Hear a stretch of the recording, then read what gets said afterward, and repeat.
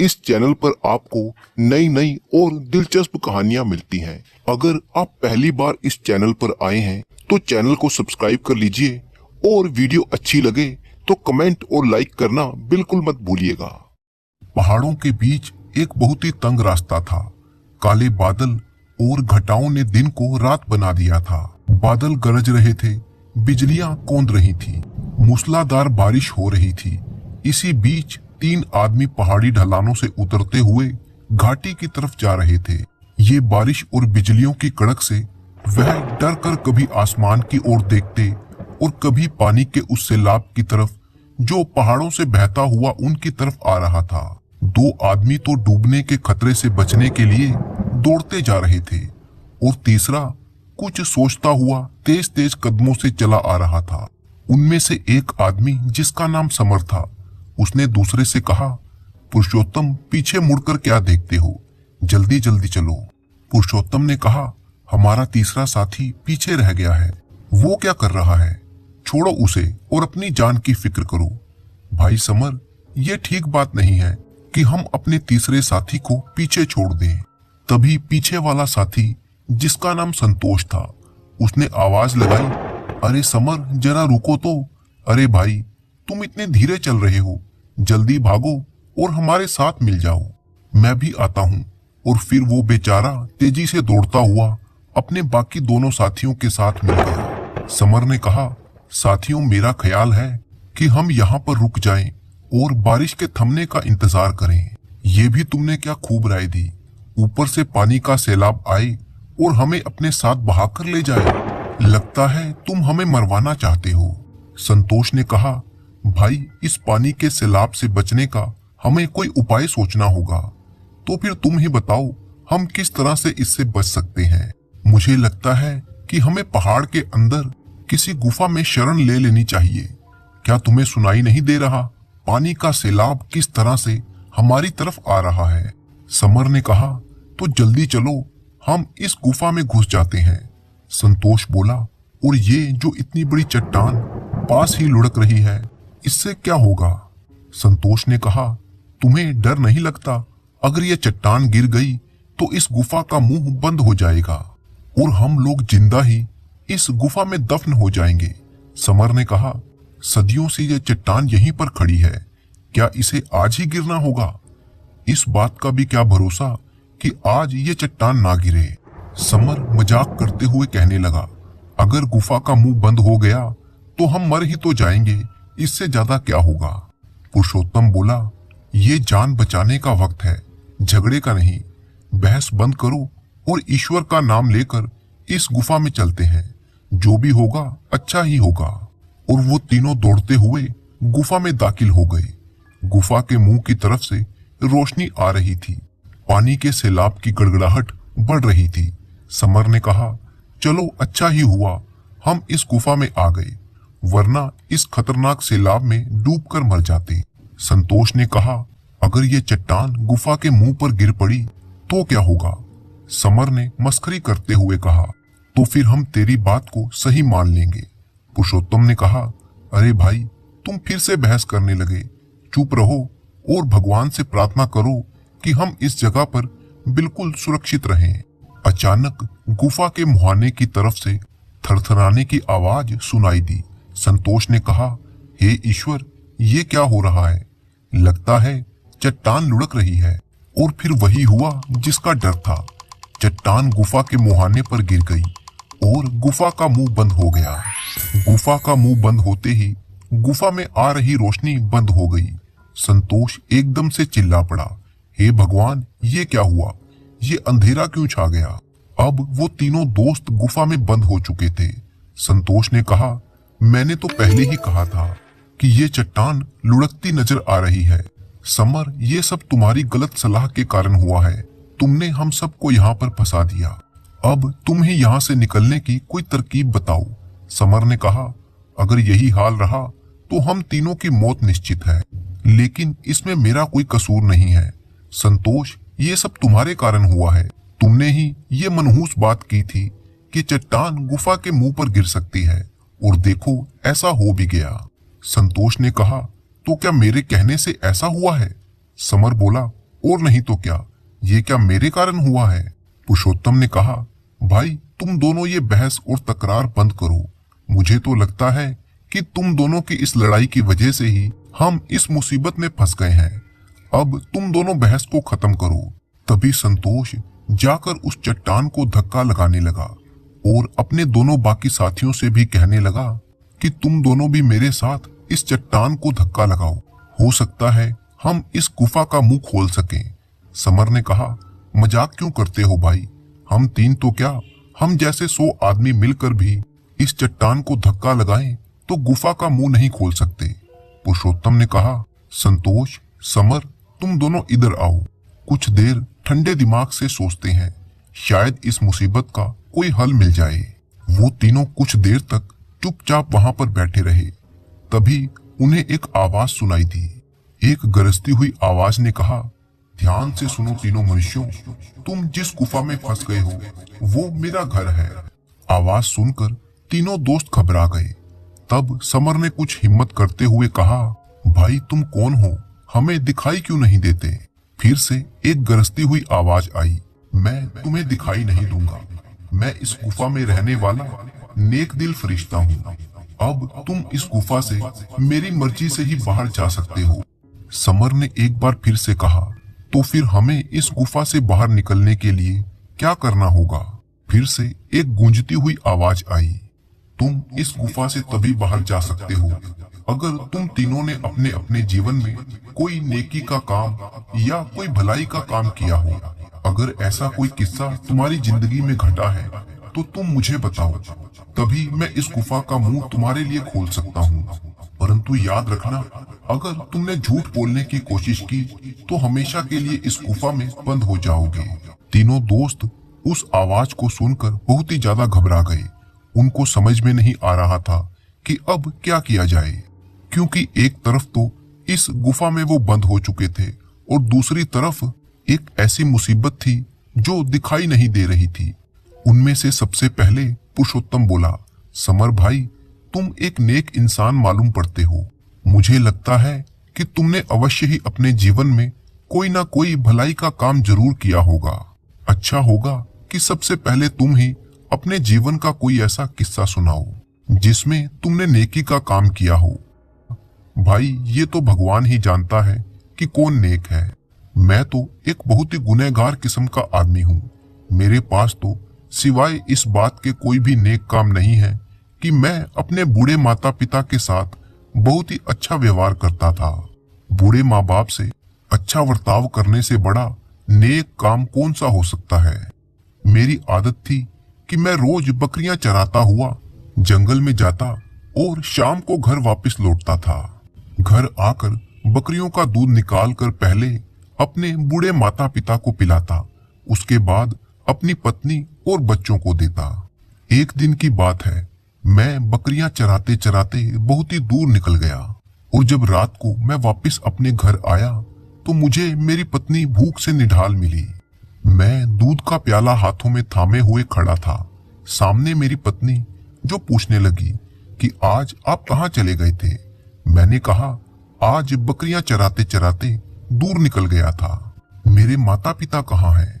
पत्नी ने कहा, वो तो इंतजार करते करते सो गए। मैंने कहा, बड़े ही दुख की बात है, वो बिना खाना खाए ही सो गए। पत्नी ने कहा, लाओ दूध मुझे दे दो, बच्चों का रो रो कर बुरा हाल है। मैंने कहा, अरे भगवान, माता पिता को दूध पिलाए बिना मैं ये दूध तुम्हें नहीं दूंगा। पत्नी ने कहा, वे तो सो चुके हैं, जबकि तुम्हारे बच्चे भूख से रो रहे हैं। पहले बच्चों को दूध पिला दो, जब माँ बाप जाग जाएंगे तब उन्हें दूध पिला देना। मैंने कहा, नहीं, मैं ऐसा नहीं करूंगा। पत्नी ने कहा, तो ठीक है, तुम उनको जगा दो और ये दूध उन्हें पिला दो। मैंने कहा, मैं उनकी नींद क्यों खराब करूं? पत्नी ने कहा, तो फिर तुम क्या करोगे? मैं यहीं पर खड़ा रहूंगा जब तक वह खुद नहीं जागेंगे। जब वो खुद जाग जाएंगे तो दूध उन्हें पिला दूंगा। पत्नी ने कहा, तो फिर मैं बच्चों का क्या करूं? मैंने कहा, तुम उनको थोड़ी देर बहलाओ ताकि वो सो जाएं। तो फिर तुम्हारे माता पिता कब जागे? जब सुबह हो गई तब। तो तू सारी रात दूध लेकर वहीं पर खड़ा रहा। हाँ, और मेरे बच्चे मेरे कदमों में रोते रोते सो गए। तो फिर तूने अपने माता पिता को दूध पिलाकर ही बच्चों को दूध पिलाया होगा। जी हाँ, मैंने ऐसा ही किया। अरे दोस्त, माता पिता की ऐसी सेवा तो मैंने ना आज तक सुनी और ना ही देखी। ये तो एक बहुत ही नेक काम है। दोनों की आंखों में आंसू आने लगे थे। इसके बाद वे तीनों ईश्वर से प्रार्थना करने लगे कि हे ईश्वर, हमें इस मुसीबत से बाहर निकालो। तभी समर ने कहा, देखो पुरुषोत्तम, चट्टान जरा सी सरक गई है और रोशनी अंदर आने लगी है। हे भगवान, आपका बहुत बहुत धन्यवाद। संतोष ने कहा, लेकिन हम अभी भी बाहर नहीं निकल सकते क्योंकि सुराख बहुत ही तंग है। मेरे दोस्तों, अब तुम दोनों की बारी है। तुम भी अपनी जिंदगी में से कोई ऐसा नेक काम याद करो जो तुमने किया हो। तुम ही कोई ऐसा किस्सा सुनाओ जिसमें तुमने कोई भलाई की हो। मेरे भाई, मैंने जीवन में ऐसा कुछ भी नहीं किया था। पुरुषोत्तम ने कहा, तुम छोटी सी भी भलाई को कम मत समझो। कोई भी ऐसी घटना तुम याद करो। हाँ, एक बात मुझे याद आती है जो नेकी का काम तो नहीं है, लेकिन बुराई से बचने का काम जरूर है, परंतु मुझे वो घटना बताने में शर्म आती है। पुरुषोत्तम ने कहा, मेरे भाई, तुम नहीं जानते कि बुराई से बचना भी एक भलाई का ही काम है, और फिर इसमें शर्म किस बात की। इस घटना को बताने से किसी महिला का नाम खराब हो सकता है। पुरुषोत्तम ने कहा, भाई, हम तुम्हें वचन देते हैं कि जो भी घटना तुम हमें सुनाओगे उसका जिक्र हम किसी दूसरे के सामने नहीं करेंगे। हमारे गांव में एक लड़की थी जिसे मैं बहुत ही प्रेम करता था, लेकिन मैं बहुत ही गरीब इंसान था और मेरी गरीबी की वजह से उस लड़की की शादी मुझसे नहीं हो सकी। लेकिन फिर भी मैं उससे बहुत ही प्रेम करता था। उसको पाने के लिए मैंने जी तोड़ मेहनत करना शुरू की और देखते ही देखते मैंने काफी धन भी इकट्ठा कर लिया था। परंतु इस दौरान उस लड़की की शादी दूसरी जगह हो चुकी थी। उसके शादीशुदा हो जाने के बाद भी मेरे दिमाग में हमेशा उसे पाने की इच्छा ही बनी रहती। और फिर एक दिन हुआ यूं कि उस लड़की का पति बहुत ही बीमार पड़ गया। काफी दिनों तक बीमार रहने के कारण उसका परिवार भी गरीबी की हालत में आ चुका था। एक दिन की बात है, वो लड़की मेरे पास मेरे घर पर सहायता मांगने के लिए आई। मैंने कहा, कैसे आना हुआ? लगता है मेरा प्यार तुम्हें यहाँ पर खींच लाया। वो कहने लगी, मेरे घर की हालत बहुत ही खराब है। मुझे कुछ धन की आवश्यकता है जिससे कि मैं अपना घर चला सकूं और अपने पति का इलाज करवा सकूं। मैंने कहा, ठीक है, मैं तुम्हारी सहायता करने को तैयार हूं। बताओ तुम्हें कितने धन की आवश्यकता है? वो कहने लगी, मुझे 50 अशर्फियों की आवश्यकता है। मैंने कहा, 50 तो क्या, मैं तुम्हें 100 अशर्फियां देने को तैयार हूं। ये लो अशर्फियों की थैली। ये कहते हुए मैंने अशर्फियां उसकी तरफ बढ़ा दी। लड़की ने वो थैली अपने पास रख ली और कहने लगी, भगवान करे आपका घर खुशियों से भर जाए। ईश्वर आपको इस भलाई का बदला जरूर देंगे। अब इस धन से मेरे पति का इलाज भी अच्छे से हो पाएगा। मैंने कहा, सुनो, तुम मेरे सामने अपने पति का जिक्र मत करो। बस तुम इन अशर्फियों के बदले में आज रात यहीं पर रुक जाओ। ये रात तुम मेरे साथ बिताओ और फिर सुबह जाकर ये धन अपने पति को दे देना। लड़की कहने लगी, अगर मैंने ऐसा किया तो मेरे पति इस धन को कभी भी स्वीकार नहीं करेंगे। उन्हें मर जाना मंजूर होगा, लेकिन मेरा ऐसा करना नहीं। ये अशर्फियों की थैली तुम अपने पास ही रख लो। इससे अच्छा तो ये होगा कि मेरा पति बिना इलाज के ही मर जाए। उसकी ये बात सुनते ही जैसे मेरे कलेजे पर किसी ने तीर चला दिया हो। मैं सोचने लगा कि हे ईश्वर, यह गरीब लड़की मर जाने को तैयार है, लेकिन अपनी इज्जत पर आंच नहीं आने देती।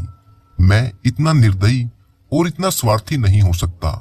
ये सोचकर मैंने उस लड़की से कहा, तुम ये अशर्फियों की थैली ले जाओ। मुझे बदले में कुछ नहीं चाहिए। मैं तुम्हारे कपड़ों तक को हाथ नहीं लगाऊंगा। वो लड़की मुझे और भगवान को धन्यवाद देती हुई वहां से चली गई और उस दिन मैं एक बड़ा अपराध करने से बच गया। मैंने मन ही मन ईश्वर को धन्यवाद दिया। पुरुषोत्तम ने कहा, समर, जरा उधर देखो, चट्टान थोड़ी सी और सरक गई है। अब तो आसमान भी नजर आने लगा है, लेकिन फिर भी हम इससे बाहर नहीं निकल सकते क्योंकि अब भी जगह बहुत ही तंग है। भगवान करे चट्टान थोड़ी सी और सरक जाए। अब आपकी बारी है। हाँ, मुझे याद आता है मेरा एक भलाई का काम, लेकिन उस समय मैंने फैसला लिया था कि मैं वो कहानी किसी को नहीं बताऊंगा। ऐसा मत करो भाई, तुम देख नहीं रहे कि हम कितनी बड़ी मुसीबत में फंसे हैं। अगर तुमने वो नेकी का काम नहीं बताया तो हम यहीं पर फंसे रह जाएंगे। मेरे पास मेरे बाप दादाओं की जमीन के अलावा मेरा अपना जमा जमाया व्यापार भी था। मैं अपना पूरा समय व्यापार में लगाता, जबकि खेतों के काम के लिए मैंने मजदूर रखे हुए थे। सारा दिन खेतों में काम करने के बाद जब शाम होती तो मैं उन मजदूरों को मजदूरी देकर विदा कर देता, लेकिन उनमें से एक मजदूर को मैंने गुस्से से डांट दिया और वो बिना मजदूरी लिए ही वहां से चला गया। बाद में मुझे अपने किए पर बड़ा ही पछतावा हुआ। मैं उस मजदूर की तलाश में निकला, लेकिन वो मुझे कहीं नहीं मिला। मैंने उसकी मजदूरी को अपने व्यापार की पूंजी में लगा दिया, ये सोचकर कि जब भी वो मजदूर मुझे मिलेगा तो उसके पैसे उसे वापस लौटा दूंगा। भगवान की कृपा देखो, उस मजदूर की मजदूरी को जब मैंने व्यापार में लगा दिया तो मेरा व्यापार दिन दोगुनी और रात चौगुनी तरक्की करने लगा। मेरी अपनी दौलत के साथ साथ उस मजदूर की रकम भी बढ़ने लगी। कुछ सालों के बाद उस मजदूर को किसी मुसीबत ने आ घेरा और वो खुद ही अपनी मजदूरी लेने के लिए मेरे पास दोबारा आया। उसका नाम रामदीन था। वो मेरे पास आया और कहने लगा, सेठ, क्या आप मुझे जानते हो? जहां तक मुझे याद है तुम रामदीन हो। उसने कहा, हाँ, मैं रामदीन ही हूँ। आपको आज तक मेरा नाम याद है? मैंने कहा, भाई, तुम इतने दिनों तक कहाँ थे? मैंने तुम्हें बहुत ही तलाश किया। रामदीन ने कहा, मेरी मजदूरी मुझे वापस दे दीजिए। मैं मुसीबत का मारा दोबारा आपके पास आया हूँ। थोड़ी सी रकम के लिए इतने सालों बाद आपके पास आने में मुझे झिझक महसूस हो रही थी, लेकिन मुसीबत ही ऐसी आन पड़ी, इसीलिए आपके पास आया हूँ। मैंने कहा, रामदीन, तुम ये बकरियां और भेड़ें देख रहे हो? रामदीन ने कहा, हाँ सेठ जी, आप तो बहुत ही अमीर हो गए हैं। मैंने कहा, ये सब आज से तुम्हारी हैं। मैंने आज तक तुम्हारी अमानत को संभाल कर रखा था। तुम ये सब भेड़ बकरियां और गायें ले जाओ, मुझे अपनी अमानत के बोझ से छुटकारा दिलवाओ। रामदीन ने कहा, सेठ जी, आप मजाक क्यों करते हैं? मैं इस समय मुसीबत का मारा हूँ। मैंने कहा, मुझे ईश्वर की कसम है, मैं मजाक नहीं कर रहा, बल्कि ये सब कुछ तुम्हारा है रामदीन। रामदीन कहने लगा, क्या सचमुच ये सब मेरा है? मैंने कहा, हाँ, ईश्वर की कसम, ये सब कुछ तुम्हारा है। रामदीन ने कहा, सेठ, तुम किस कदर दिलदार आदमी हो। आप ऐसा करें कि इसमें से आधा माल आप रख लें। मैंने कहा, रामदीन, ये सब तुम्हारा है, क्योंकि तुम्हारी ही मजदूरी के पैसे जो मेरे पास रह गए थे और मैंने उनको व्यापार में लगा दिया, जिससे ये सब भेड़ बकरियां मैंने खरीदी हैं। अब तुम जाओ और इन सब को भी अपने साथ ले जाओ। क्या रामदीन सब बकरियां और गायें ले गया? हाँ, और मेरी पत्नी मुझसे 1 महीने तक नाराज रही कि तुमने रामदीन से आधा माल क्यों नहीं ले लिया। समर ने कहा, आपका ये नेक काम तो हम दोनों के नेक काम से कहीं बड़ा है। मुझे लगता है कि अब गुफा का मुंह जरूर खुल जाएगा। तभी पुरुषोत्तम खुशी से चिल्लाते हुए बोला, वो देखो, गुफा के मुंह पे रखी हुई चट्टान अब लुढ़क गई है। अब गुफा का मुंह पूरी तरह से खुल चुका था। बारिश अब बंद हो चुकी थी। मौसम भी एकदम साफ हो चुका था। तीनों दोस्त गुफा से बाहर आ गए और अपने गांव की तरफ लौट चले। मन ही मन में वो तीनों फैसला कर चुके थे कि वो अपनी आगे की जिंदगी में भी भलाई के काम करते रहेंगे।